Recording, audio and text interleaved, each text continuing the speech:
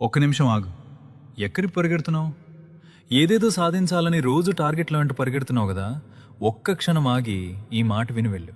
ఎందుకంటే నీ జీవితాన్ని, నీ ఆలోచన విధానాన్ని, నీ రేపటి భవిష్యత్తును పూర్తిగా మార్చేసే అపారమైన శక్తి ఈ చిన్న కథకుంది. ఇది కేవలం కథ కాదు, నీ జీవిత సత్యం. అనగనగా ఒక దట్టమైన అడవి. ఆ అడవిలో ఒక ఎత్తైన కొండపైన గద్దగూడు కట్టుకునుంది. ఒకరోజు అనుకోకుండా ఒక గద్దగుడ్డు కొండపై నుంచి కిందకు జారి కొండ కింద ఉన్న ఒక కోడిగూడులో పడింది. అక్కడ కోడి తన గుడ్లతో పాటు ఈ గద్దగుడ్డును కూడా పొదిగింది. రోజులు గడిచాయి. గుడ్ల నుంచి పిల్లలు బయటకు వచ్చాయి. ఆ కోడి పిల్లలతో పాటే ఈ గద్ద పిల్ల కూడా పెరగడం మొదలుపెట్టింది. చుట్టూ ఉన్నవన్నీ కోడి పిల్లలే కావడంతో తను కూడా ఒక కోడి పిల్లనే అని ఆ గద్ద పిల్ల బలంగా నమ్మింది. కోడి పిల్లలు ఎలా అయితే నేల మీద మురికిలో గింజలు ఏరుకుంటూ తేరుకుంటూ తింటాయో ఈ గద్దపిల్ల కూడా అలాగే తిరిగింది. కోడి పిల్లలు ఎలా అయితే రెక్కలకలాడిస్తూ కేవలం కొంచెం ఎత్తి ఎగిరి వెంటనే కింద పడతాయో ఈ గద్దపిల్ల కూడా అంతే ఎత్తి ఎగిరి కింద పడిపోయేది. తన రెక్కల్లో ఆకాశాన్ని శాసించే సత్తా ఉందని దానికి తెలీదు. ఎందుకంటే అది పెరిగిన వాతావరణం అలాంటిది. ఇలా కొన్ని సంవత్సరాలు గడిచాయి. ఒకరోజు ఆకాశం వైపు చూస్తున్న ఆ గద్దపిల్లకు ఒక అద్భుతమైన దృశ్యం కనిపించింది. మేఘాలను చీల్చుకుంటూ బలమైన గాలులకు ఎదురొడ్డి అత్యంత గంభీరంగా, గర్వంగా ఒక పక్షి ఆకాశంలో ఎగురుతోంది. అది ఎక్కడా రెక్కలు కూడా ఆడించట్లేదు. అలా గాల్లో తేలుతూ అపారమైన శౌర్యంతో ముందుకు సాగిపోతోంది. ఆ అద్భుతాన్ని చూసి ఆశ్చర్యపోయిన ఈ గద్దపిల్ల పక్కనే ఉన్న తల్లి కోడిని అడిగింది, అమ్మా, ఆ పక్షి ఎంత అద్భుతంగా ఎగురుతోంది, అంత ఎత్తులో అన్ని శక్తులతో, అసలు అది ఎవరు అని. దానికి ఆ తల్లి కోడి నవ్వుతూ ఇలా అంది, ఓ అదా, అది పక్షులకు రాజు అయిన గద్ద. అది ఆకాశానికి అధిపతి. కాని మనం కోళ్ళం, మన స్థానం ఈ నేల మాత్రమే. మనం అంత ఎత్తుకు ఎగరలేం, ఆకాశాన్ని తాకలేం. కాబట్టి దాని వైపు చూడటం ఆపేసి నీ పని నువ్వు చూసుకో అంది. ఆ తల్లి మాటను ఆ గద్దపిల్ల గుడ్డిగా నమ్మింది. తను ఎప్పటికీ ఎగరలేనని ఫిక్స్ అయిపోయింది.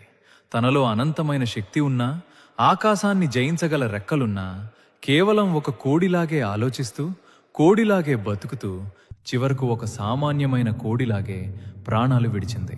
మిత్రమా, ఇప్పుడు మిన్ను నువ్వు ప్రశ్నించుకో. ఈ కథలో ఉన్న గద్దపిల్లవు నువ్వు కాదా? నీ చుట్టూ ఉన్న సమాజం, నీ బంధువులు, నీ స్నేహితులు, నిన్ను తక్కువ చేసి మాట్లాడే మనుషులు, వీరంతా ఆ కోడిగూడు లాంటి వాళ్ళు. వాళ్ళు నిన్ను చూసి నీ వల్ల కాదు, నీ రేంజ్ ఇంతే, నువ్వు సామాన్యుడివి, నీకెందుకంత ఆశ అంటూ నీ చుట్టూ హద్దులు గీశారు. నువ్వు కూడా వాళ్ళ మాటలు నమ్మి నీలో ఉన్న అపారమైన ప్రతిభను తొక్కేసి ఒక కాంప్రమైజ్డ్ జీవితాన్ని గడుపుతున్నావు. కానీ ఈరోజు నేను నీకు గుర్తు చేస్తున్నాను, నువ్వు పుట్టింది నేల మీద మురికిలో గింజలు ఏరుకోవడానికి కాదు, ఆకాశాన్ని నీ రెక్కల కిందకు తెచ్చుకోవడానికి. నువ్వు పుట్టింది సామాన్యంగా బతికి చనిపోవడానికి కాదు, చరిత్ర సృష్టించడానికి. నీలో ఉన్న ఆ గద్దను ఒక్కసారి నిద్రలేపు. నిన్ను వెనక్కి లాగుతున్న ఆ కోడిగూడు లాంటి కంఫర్ట్ జోన్ నుంచి, ఆ నెగిటివ్ మనుషుల నుంచి బయటికి రా. నిన్ను నువ్వు తక్కువ అంచనా వేసుకోవడం ఆపేయి. ఎదురు దెబ్బలు తగిలితే గద్దలాగా పగతో పైకి లేవాలి, కానీ కోడిలాగా మూలన కూర్చుని ఏడవకూడదు.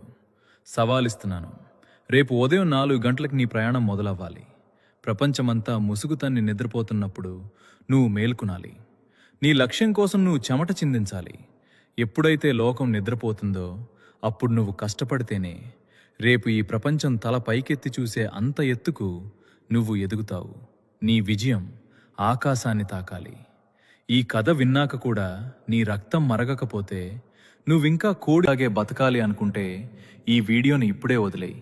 లేదు, నాలో ఉన్న గద్ద మేల్కొంది, నేను ఆకాశాన్ని జయించటానికి సిద్ధంగా ఉన్నాను అనుకుంటే ఇప్పుడే కామెంట్ సెక్షన్లోకి వెళ్ళి ఒక ఫైర్ ఎమోజీతో నీ పవర్ ఏంటో చూపించు.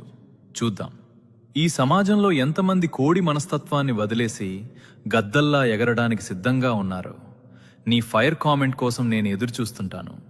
రేపు ఉదయం ఇదే సమయానికి నీ రక్తాన్ని మరింత ఉడికెత్తించే మరో కొత్త కోణంలో సరికొత్త మోటివేషన్ స్టోరీతో నీ ముందుకు వస్తాను. సిద్ధంగా ఉండు. నీ గమ్యం చాలా పెద్దది.